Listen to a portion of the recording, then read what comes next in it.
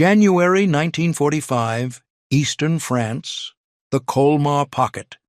Second Lieutenant Audie Murphy stood in his foxhole, field telephone pressed to his ear, watching as 6 massive German tanks emerged from the forest edge like iron phantoms through the snow.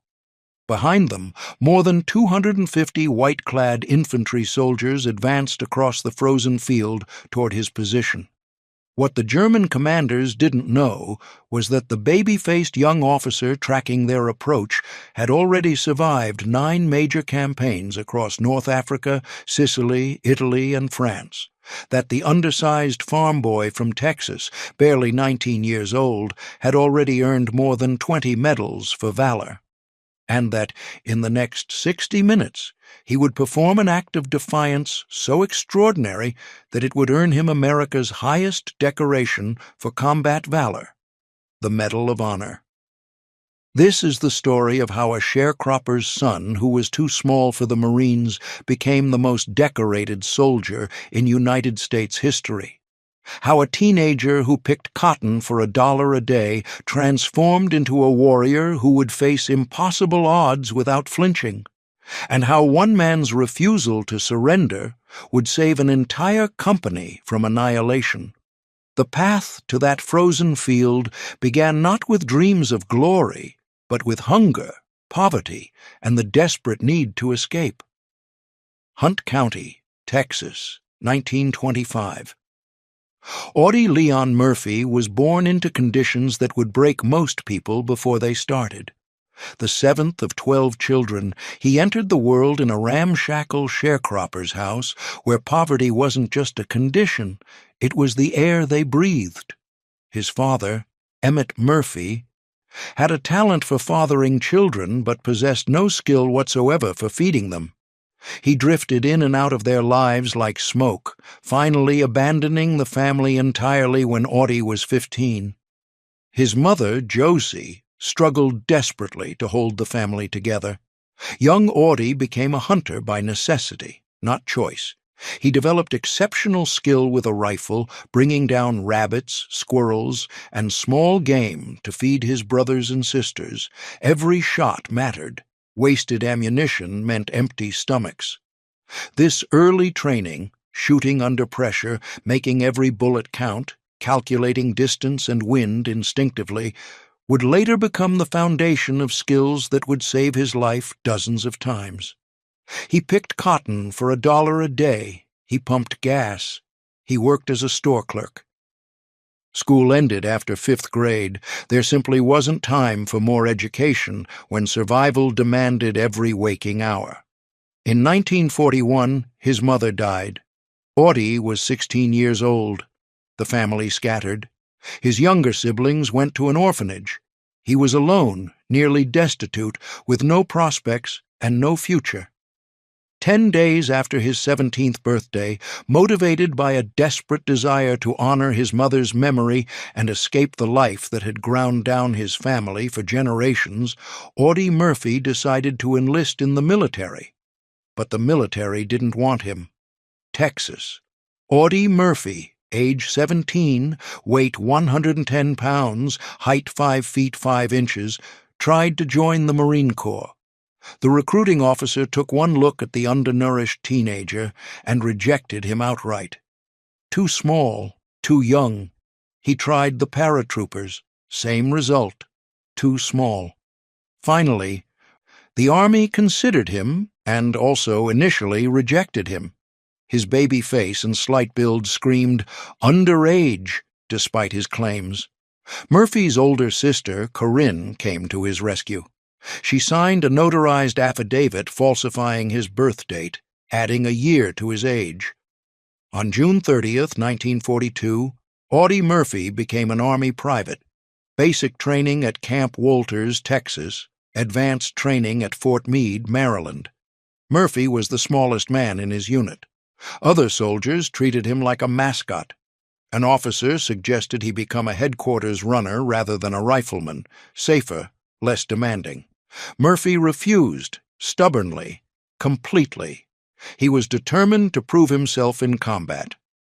What his superiors noticed beneath the unimposing exterior was something harder to quantify: exceptional bearing, natural leadership instincts, and a loyalty that bordered on fierce. He impressed enough to earn corporal stripes before ever seeing combat. In February 1943, Murphy shipped out to North Africa, assigned to Company B, 1st Battalion, 15th Infantry Regiment, 3rd Infantry Division. He spent months training in Morocco, learning infantry tactics, waiting for his chance to prove himself.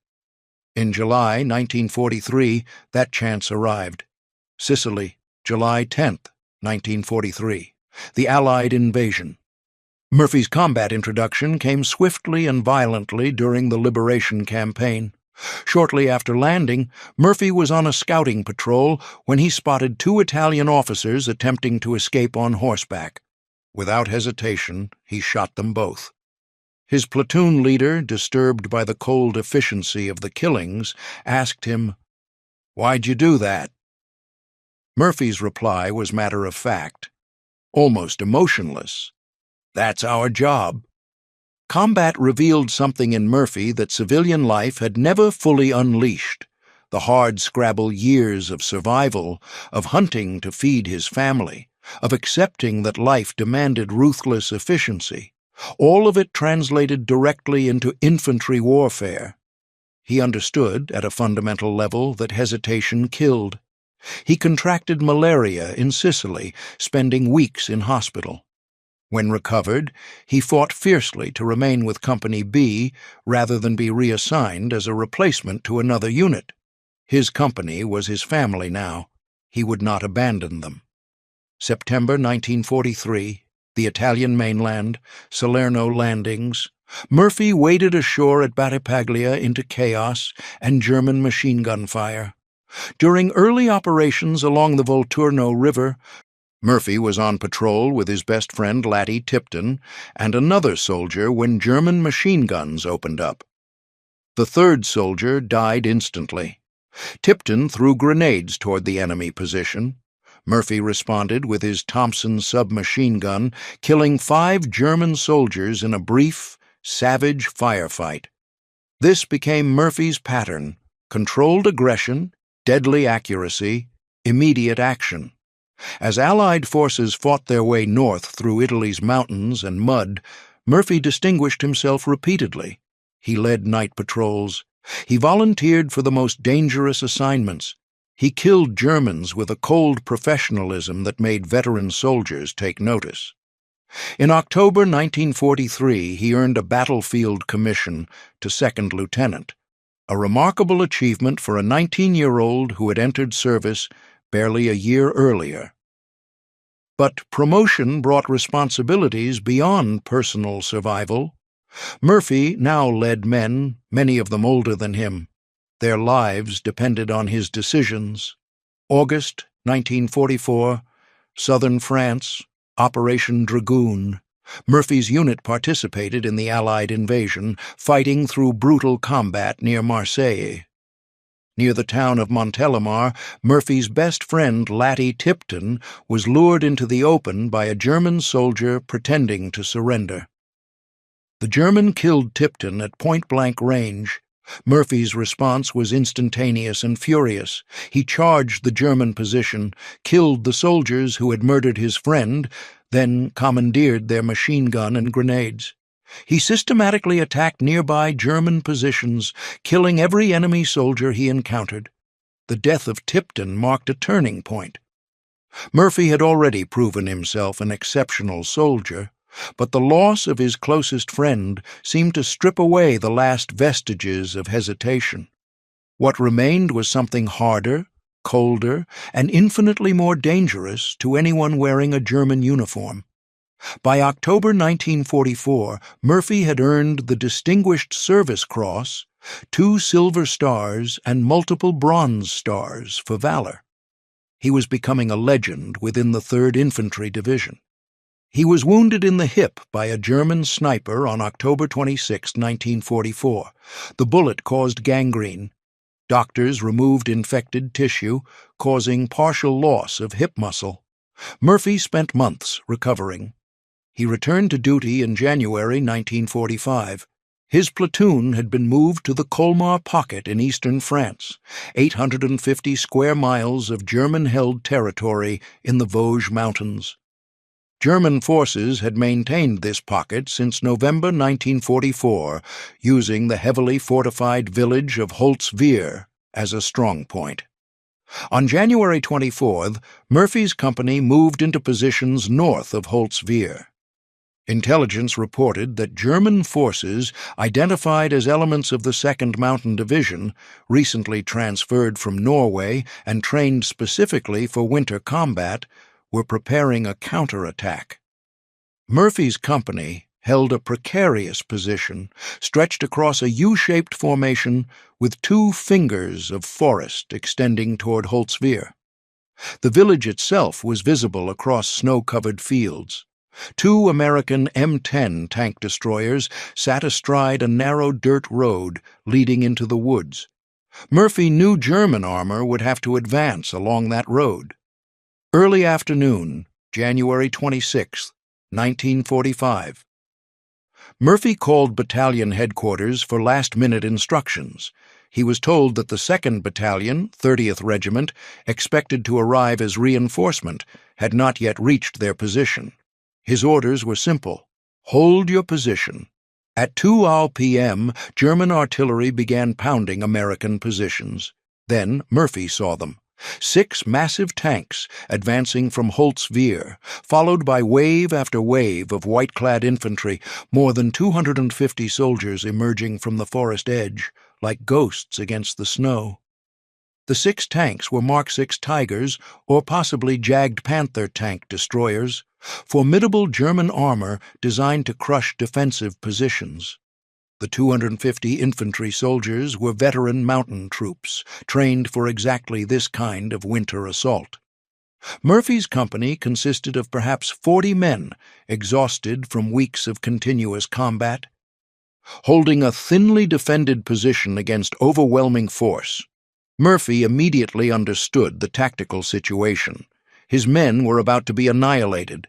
He grabbed his field telephone and began calling in artillery coordinates to the Battalion Fire Direction Center.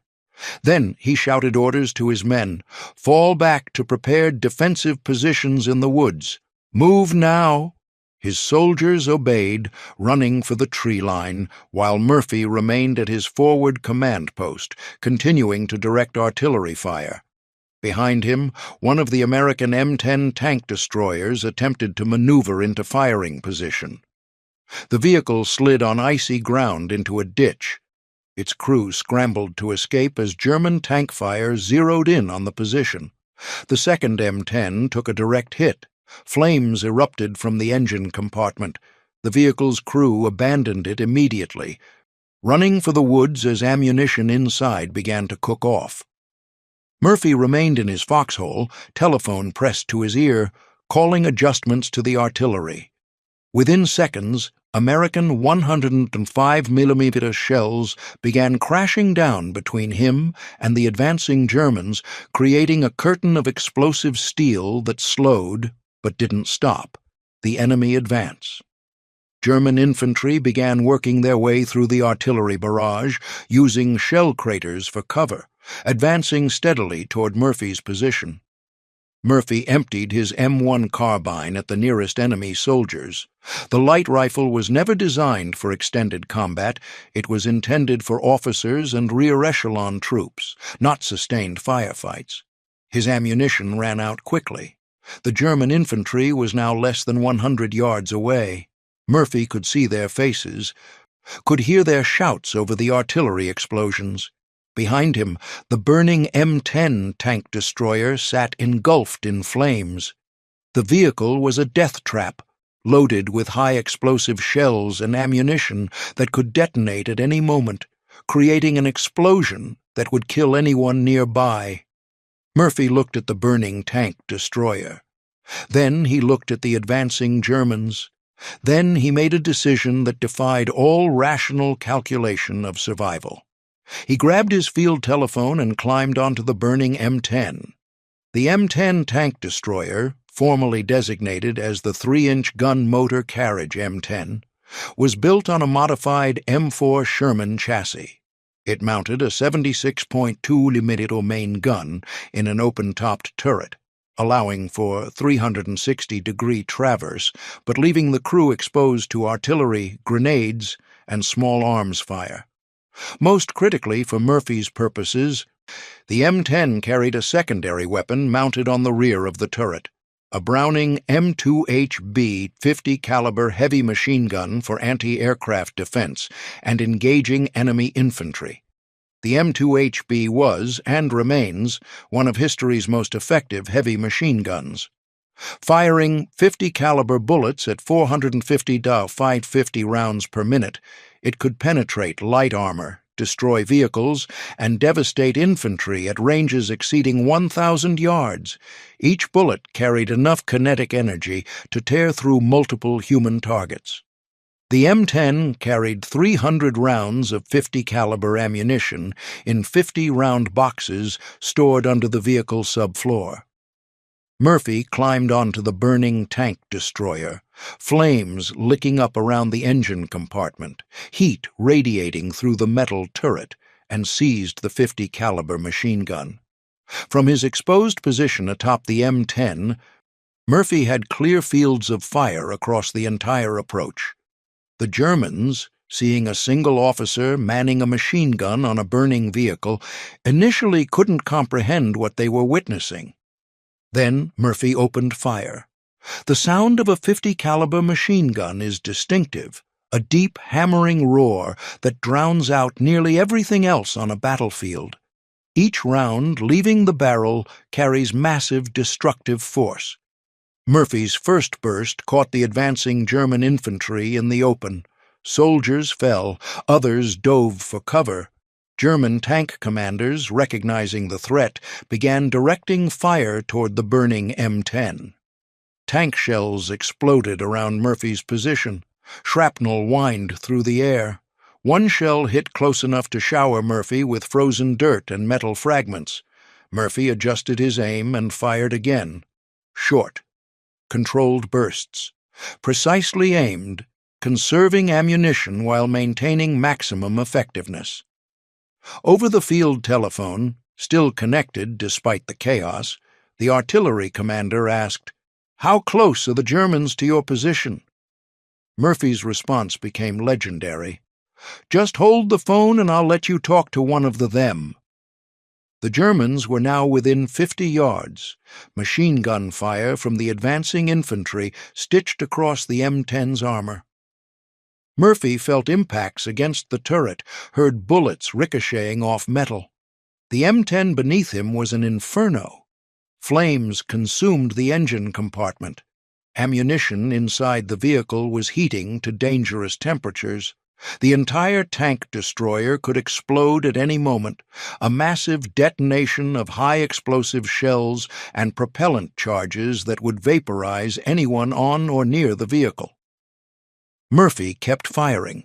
For over an hour, he stood alone on that burning tank destroyer, exposed to enemy fire from tanks and infantry, flames raging beneath him, and methodically cut down the attacking German force. His marksmanship, honed through years of hunting rabbits to feed his family, refined through months of combat experience, was devastatingly effective. German soldiers attempting to flank his position died before closing the distance. Infantry trying to advance across the open field were caught in concentrated machine gun fire. The German attack began to falter. The white-clad mountain troops, trained for winter assaults, were being shredded by a single soldier who refused to abandon his position. Murphy continued calling in artillery coordinates between bursts of machine gun fire, directing American shells to land among the German formations, creating devastating combinations of explosions and 50 caliber rounds. Then he was hit. A German round struck his leg, cutting through muscle. Blood soaked his trousers. The pain was immediate and intense. Murphy shifted his weight, adjusted his stance, and kept firing. The German tanks, without infantry support advancing to protect them, began withdrawing. The American artillery was too accurate, the machine gun fire too deadly. The attack was collapsing. German infantry started falling back toward Holtz-Wehr, dragging wounded comrades, leaving dozens of bodies sprawled across the snow-covered field. Murphy fired until the last enemy soldier disappeared from view. Then, and only then, did he climb down from the burning M10. He had been wounded. He was bleeding profusely. He was exhausted from blood loss and adrenaline crash, but the battle wasn't finished. As Murphy limped back toward the tree line where his company had taken defensive positions, his field telephone went dead, the line finally severed by shell fire. Moments later, the M10 tank destroyer exploded in a massive fireball, blasting the turret clear of the chassis. Shrapnel and burning debris showered the area Murphy had occupied just seconds earlier. Murphy reached the woods. His men emerged from their positions, staring at him with expressions mixing disbelief and awe. Private Anthony Abramsky later recalled, "I expected to see the whole tank destroyer blow up under him any minute. It was the greatest display of guts and courage I have ever seen." Another soldier was more direct. "He saved our lives. If he hadn't done what he did, the Germans would have annihilated us." But Murphy wasn't finished. Despite his wound, despite exhaustion and blood loss, he refused medical attention. Instead, he quickly organized his men for a counterattack, while German forces were still disorganized. He led Company B forward, pushing through the artillery-scarred field, driving the remaining German forces back toward Holtz-Wehr. The counterattack succeeded completely.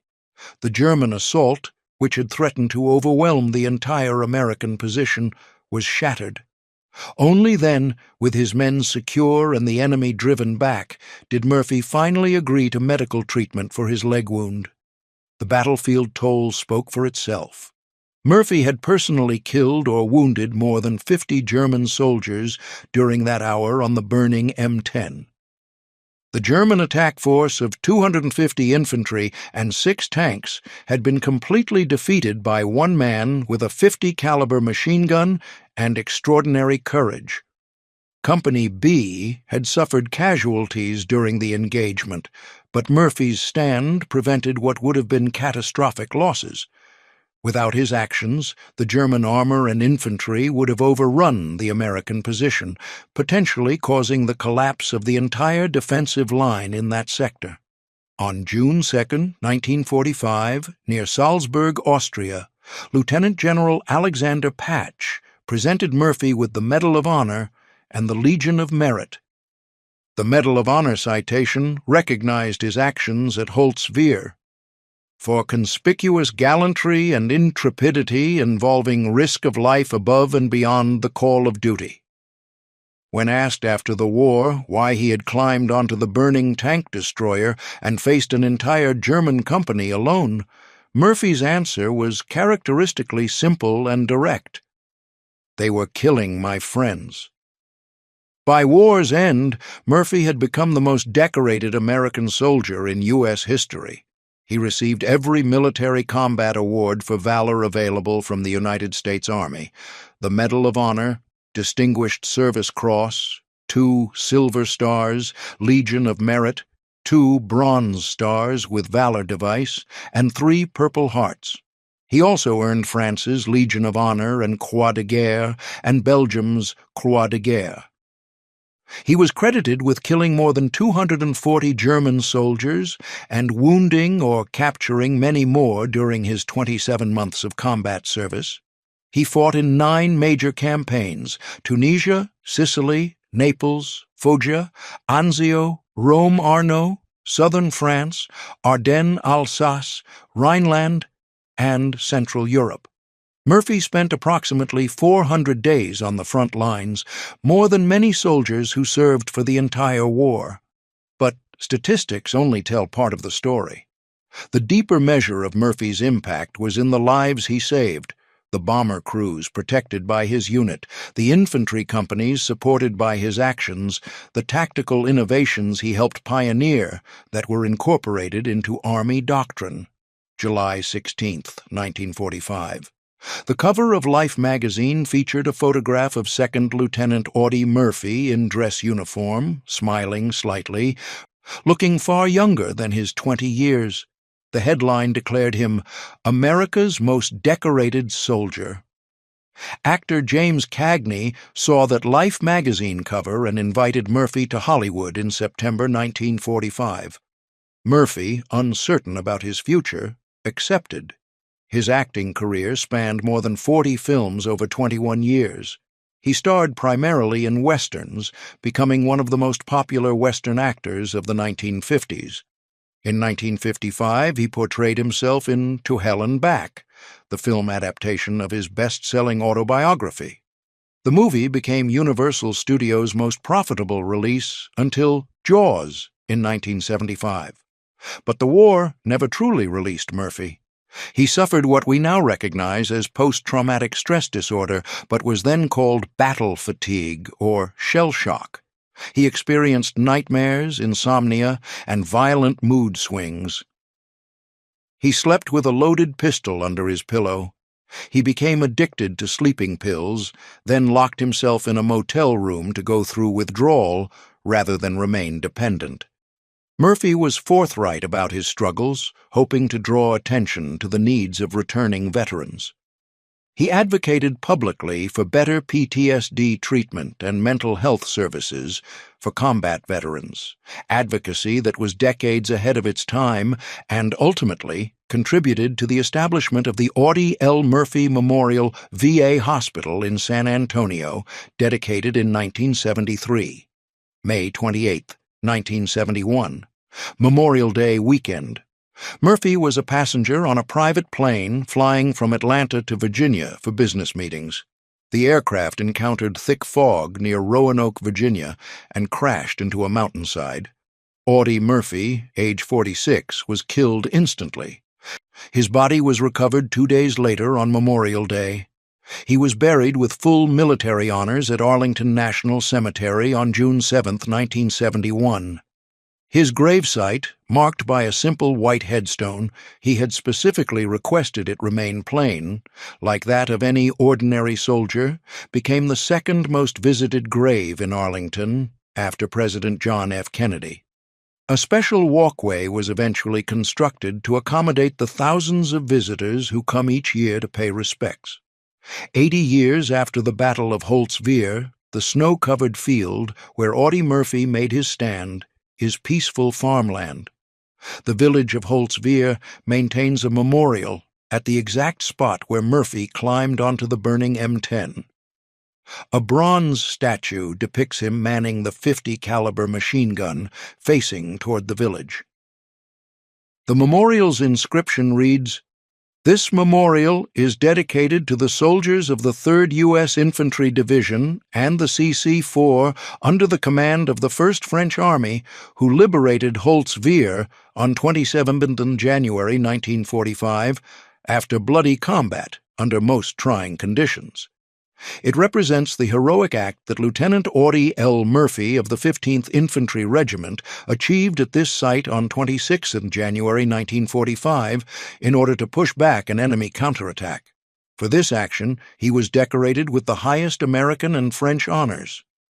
A road in Holt's Veer bears his name, Rue Audie Murphy.